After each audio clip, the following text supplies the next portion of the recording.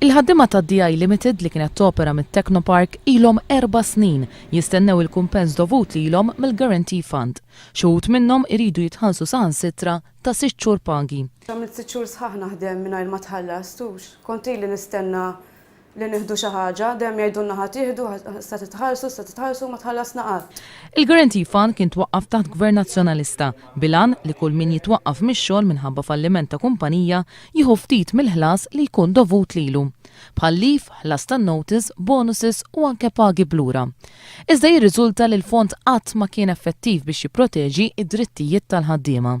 Issa wasalna fi stadju fej peress li għandna diversi kumpaniji li qed nistennewhom jiddikjaraw falliment li għalqu daw l-aħħar sentej qed nistennewhom jagħmlu dikjarazzjoni ta' falliment. Qegħdin tista' tgħid minn ġimgħa l ġimgħa dejjem niċċekkjaw kienx hemm xi dikjarazzjoni ta' falliment. Imma l-proċess huwa naqra komplikat iżejjed għal dak il-perjodu qasir.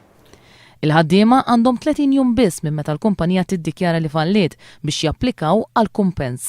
Ħafna ħaddiema ma jkunux jafu meta l-kumpanija tiddikjara l-falliment. F'dan il-każ, id-DI Limited iddikjarat falliment, sentejn wara li għalqet u keċċiet lil ħaddiema. Minn 60 ħaddiem li kienu jaħdmu mal-kumpanija, 35 biss applikaw għal Guarantee Fund. 9 minn dawn ġew irrifjutati kumpens mingħajr ebda raġuni. Saret inġustizzja speċjalment magħna għax li ġaraw li aħna l-grupp intqajna meta għamilna l-claim, ġifieri kien hemm min u spiċċa eżempju minn 35. 9 minna ma ġietx mitluba t-talba tagħna, apparti li hemm ħafna iktar ex-employees, ġifieri li ma kinux jafu li teżisti l-Guarantee Fund. Daw marru jagħmlu